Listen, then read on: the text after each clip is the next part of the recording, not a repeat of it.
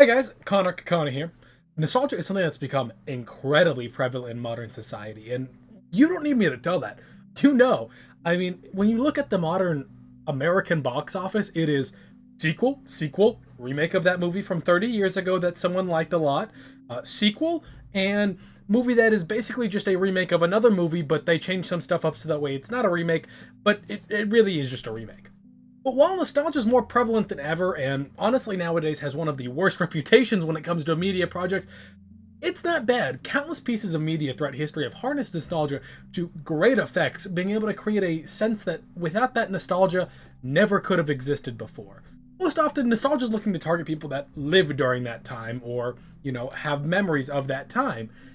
But nostalgia isn't just for them. In fact, nostalgia can be something felt even whenever you're not alive during that time. Me personally, listening to Bruce Springsteen's Born in the USA album, I get a crazy sense of nostalgia despite the album being made at a time that I wasn't born, obviously. But on top of that, it's about a time from even before then that I didn't participate in whatsoever. Nonetheless, I still feel an immense sense of nostalgia when listening to that album.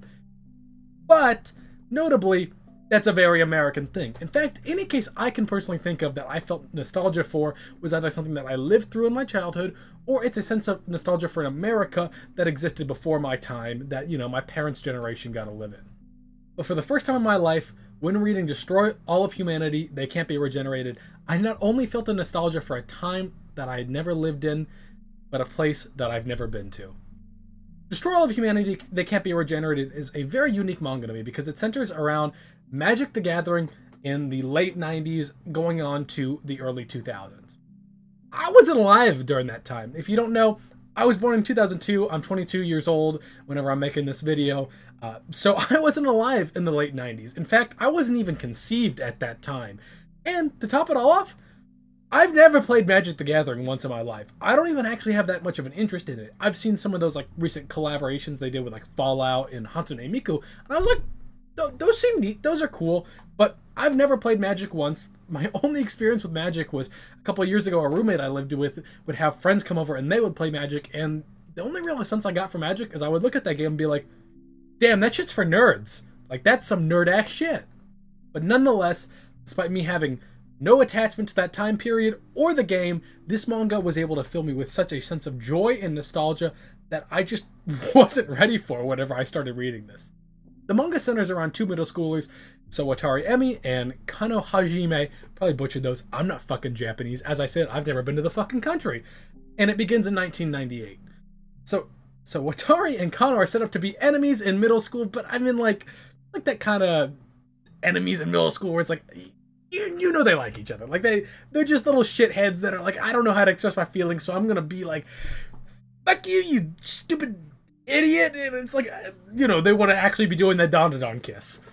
The manga just pretty much follows the pair and, the accompanying side characters in the manga as they just play Magic and learn the game. And as notably, the game actually releases the new expansions of it as it would in real time, which I thought was such a fascinating part of the manga. While this could definitely be a manga that you lump in with a lot of other manga, I feel personally that it's something that's quite special and unique.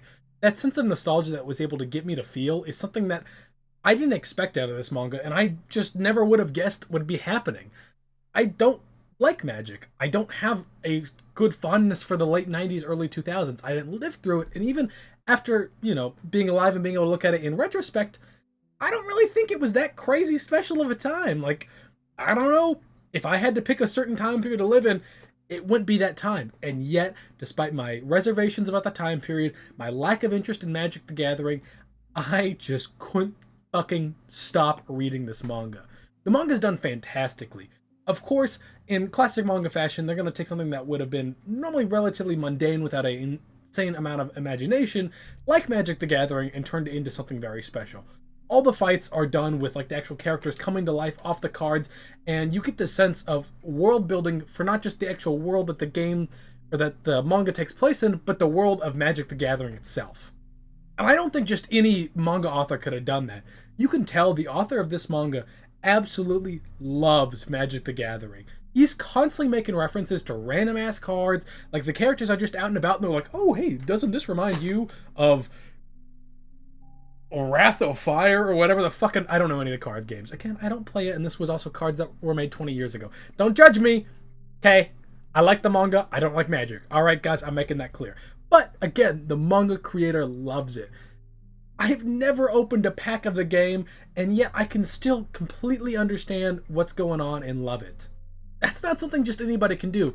I've read plenty of manga about topics that I'm not particularly interested in, and wowie, I'm not interested in the manga. Who could have seen it? You're telling me if you're not interested in something, you won't be interested in something about it? No way. Like, that's crazy. Someone's got to write that down. But of course, much like the Snickers dick vein, romance is running right through this manga. And much like the Snickers dick vein, it's my favorite part of the manga. You know, boys, we came here for the romance. And chef's kiss, this is some prime middle school romance, because the author does not shy away from how fucking awkward these kids are, and it's perfect. Sometimes I read middle school romances and I'm like, damn, I didn't know they put the fucking Rizzler in this manga. Like, this guy is 13 and he's smoother than like any person that I've ever seen in life. It just doesn't make sense. Like, they're doing crazy stuff in middle school. I don't know about y'all, but like when I was in middle school, I wasn't doing half of this shit. I mean, I was like playing with chocolate milk at lunch. I don't know who's be having sex in middle school. That's kind of wild to me. Me personally, maybe I'm just a loser. But again, this manga understands that these guys are awkward as fuck. I mean, the relationship takes way longer than it should have for them to actually get anywhere because they're so stupid and awkward about it. But that's perfect. I mean, I don't know about you, but I don't expect middle schoolers to not be perfect. I mean, like, I want them to be dumb and awkward. One of my favorite scenes is whenever the main character goes in for the first kiss with a girl, and he's fucking terrible. I mean, his kiss face is just like the most sobering experience from any like romance. You could be having the most romantic night of your life, and you see this guy's face, it's like pulling you straight to reality, lust, romance, all of it's gone out the window. You're just pulled right back in. It's perfect because it's realistic.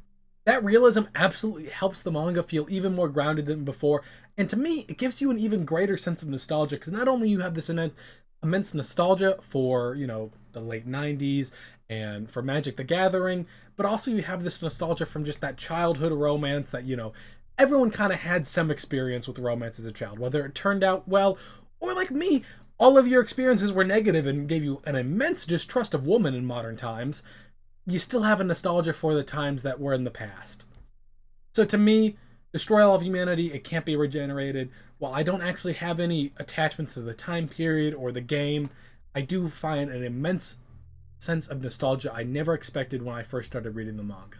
I highly recommend, if you have any interest in any of these things, that you should be reading it, whether you like the late 90s, in Japan specifically, of course, whether you like Magic the Gathering or you're just a rom-com enjoyer. I think any of those people would be able to get something out of this manga, and I highly recommend it, because I think once you start reading it, you'll very quickly be able to see the immense love that the author has for this time period, for Magic the Gathering, and even just for the manga itself.